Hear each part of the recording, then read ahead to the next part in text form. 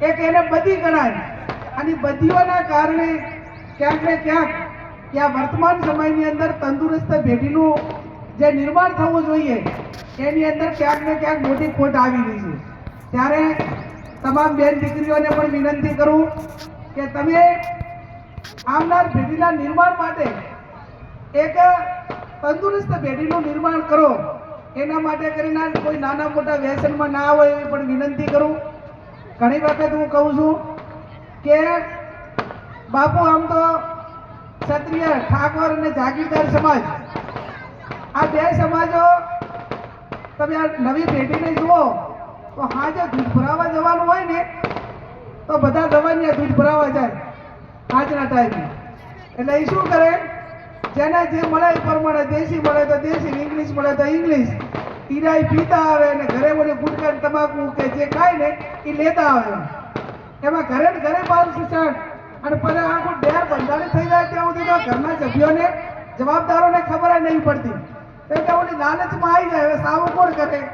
એમના ઘરેથી હોય જ કે આ પીન આવે છે, દેશી પીએ છે કે ઇંગ્લિશ પીએ છે, પણ એ લાલચ આવી જાય નાની ઓલી ગુટકાની, તમાકુની, ઓલા મસાલાની, મિરાજની, નાનું મોટું શું બધી પ્રકારના હોય, જે ખાતા હોય બધું.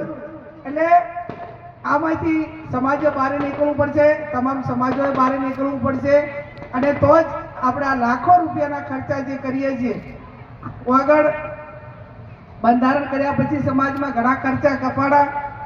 આપણે સારું કર્યું તો બીજા સમાજે એનું અનુકરણ કર્યું, અને અનુકરણ કર્યું એટલે આજે તમે એમ માનો કે બનાસકાંઠાની અંદર મોટા ભાગના સમાજો, ચૌધરી સમાજ હોય, જાગીરદાર સમાજ હોય, રબારી સમાજ હોય, ઠાકોર સમાજ હોય, માળી સમાજ હોય, બ્રહ્મ સમાજ હોય, ઘણા બધાએ બંધારણ કરીને જે પોતાના વ્યક્તિગત જે પ્રસંગો હોય, ધાર્મિક પ્રસંગો હોય, સામાજિક પ્રસંગો હોય, એમાં ખર્ચામાં કાપ મૂકીને લાખો કરોડો રૂપિયાનો ફાયદો કર્યો.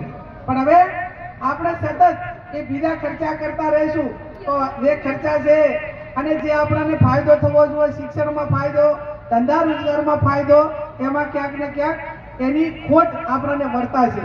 અને એ ન થાય એટલા માટે કરીને તમામ વ્યસનોમાંથી બહાર નીકળજો. જે ભાઈચારાની ભાવના રાખવાની હોય રાખજો. આજે બાપુ આપણી વચ્ચે છે, હું બાપુને અભિનંદન આપું કે એક એવું વ્યક્તિત્વ છે કે આજ સુધી કીર્તિસિંહ વાઘેલાએ કોઈને ઊંચા અવાજે બોલાયા નહીં હોય.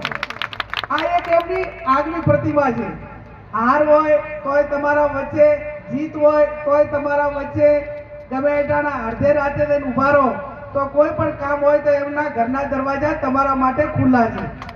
થોડા માટે કરીને ચૂંટણી હાર્યા, તારુબા સામે હોય, આ હોય, પણ એમને ક્યારેય કોઈ સમાજ ઉપર દેશભાવ રાખ્યો નથી. અડધી રાતે તમારું નાના મોટું ટાપુ કર્યું છે. બે ભાઈઓ 5 આંગળી હોય ને તો 5 આંગળીઓ પણ હરખી નહીં હોતી, નાના મોટી હોય છે, જે સમાજમાંથી આવે છે. પણ એક ટકોય કોઈ તારો અભિમાન ને, મંત્રી હતા ને તોય આવું ને આવું સાદું જીવન. ઘણી વખત તો હોન્ડા લઈને પણ નીકળે. ઘણી વખત ચેમ્બરમાં હું છું તો